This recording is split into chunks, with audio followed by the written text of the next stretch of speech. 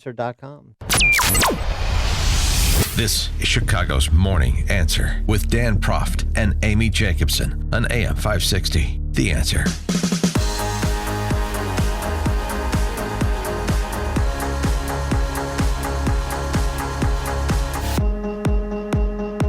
Top of the morning, Dan and Amy. All of the Democrat Socialist stars were out in force over the weekend on the Sunday talkies, including House Judiciary Chairman Jerry Nadler, Adam Schiff, Democrat who represents Area 51.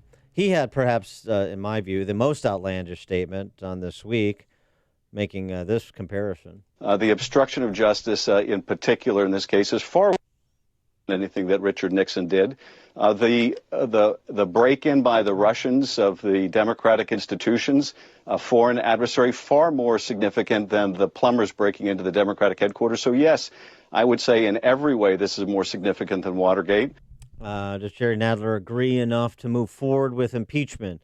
Is what is contained in the Mueller report with respect to obstruction. Those impeachable offenses he sees, that was what Chuck Todd put to him. Here's Nadler's response. I don't think we're doing that. We may get to that. We may not. As I've said before, it is our job to go through all the evidence, to all the information we can get, and to go where the evidence leads us. I'm sorry. How much does the politics impact this? As you know, impeachment gets politicized, so you have a legal case that you believe this happens and you should do it, but the politics dictate something else. How much is that going to influence this decision? I don't know. That'll come down the road when we see what we have. Is this in Nancy Pelosi's hands? Among others. She's not the only person. She's certainly the leader of the Democratic caucus. She's the Speaker of the House. Okay. It's partly her and partly a lot of other people. Do you think this is impeachable? Yeah, I do. I do think that this, if proven, which hasn't been proven yet, some of this, if proven, some of this would be impeachable, yes. All right. Obstruction of justice, if proven, would be impeachable. And you're going to go about to see if you can prove it? Well, we're going to see where the facts lead us. A little wishy-washy there. But they do have a conference call with Nancy Pelosi and top Democrats today at 5 p.m. I'm not available. Discuss. Oh, you're Hans von Spakovsky joins us now, senior legal fellow for the Heritage Foundation, former FEC commissioner, as well as former DOJ attorney. Hans, thanks for joining us again. Appreciate it. Sure, Dan, Amy, thanks for having me. So is he right, Jerry Nadler,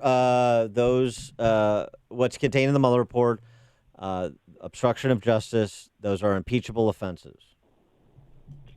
Well, if obstruction of justice had occurred, it might be an impeachable offense, but we know that didn't happen for several reasons. First of all, there was no underlying crime.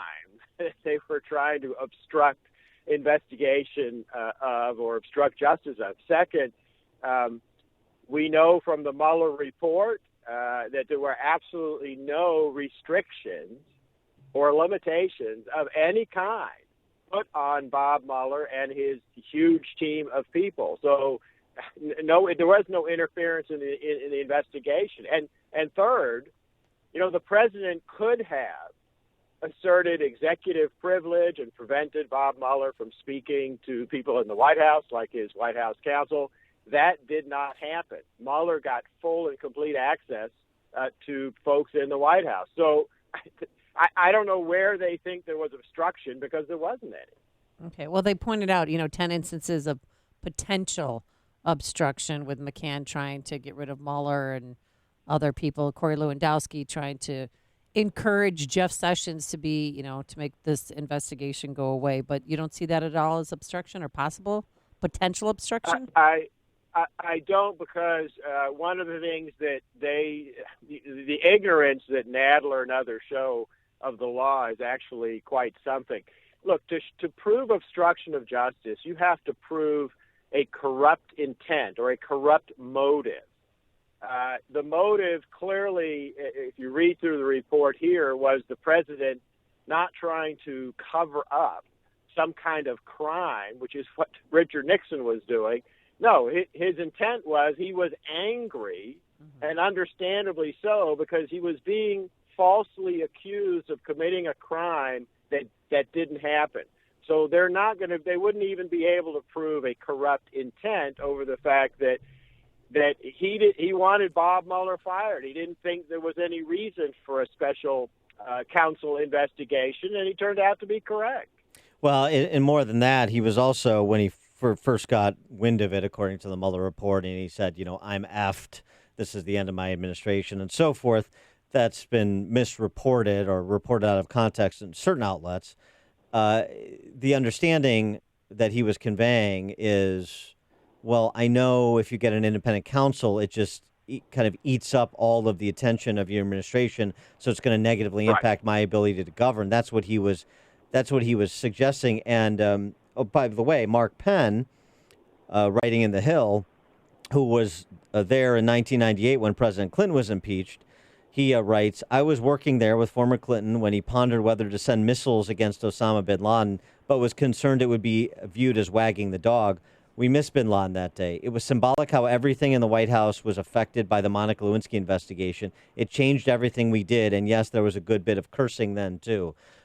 So, I mean, that's a real concern, and you don't have to look too far back in history to understand how an investigation like we've endured over the last 2 years, like the president has endured, can impact your ability to be president. Well, no, you're absolutely right about that. And think about how this whole thing has been completely misreported by the press. I mean, look, both the New York Times and the Washington Post won Pulitzer Prizes for what turned out to be totally false stories claiming that there was collusion between the Trump campaign and the Russian government, which, of course, the special counsel has said that didn't occur. Now, President Trump over the weekend, he was tweeting a lot and suggesting that, we turn the tables and investigate the investigators. Do you think that that's prudent at this time, or should he, what advice would you have for President Trump? Well, look, William Barr, the Attorney General, has already said that he is going to investigate the opening of this investigation, and that needs to be done, because what everyone should not forget is that this started off as a counterintelligence operation. Remember, the FBI and DOJ, Department of Justice, went to the secret FISA court in Washington, D.C. to apply for secret electronic surveillance of the Trump campaign. That's the court that we use for counterintelligence operations against foreign spies. It turns out that there was no such collusion. There was no reason for this warrant to have been issued. So we need to find out, did the FBI actually have credible evidence that justified the opening up of what amounted to a spy operation on an opposition presidential campaign? Because if they didn't, then they abused their power as law enforcement officials, and they need to be punished for that, and we need to make sure that kind of thing doesn't happen again. And even the likes of Bob Woodward over the weekend with Wallace and Fox News Sunday was saying, hey, the Steele dossier and the basis for using that for FISA applications, for CIA intelligence estimates, that should be investigated too. And this is why potentially you have this a smear job going on with respect to Bill Barr, the hysterics from the usual quarters about Bill Barr, from his press conference to the allegations that he's just some, wingman, to borrow an Eric Holderism, of the president's rather than an independent attorney general, because Democrats are worried about what he may find with that relook at 2016. Oh, look, I agree with you. And no one in Washington who knows Bill Barr, his total professionalism.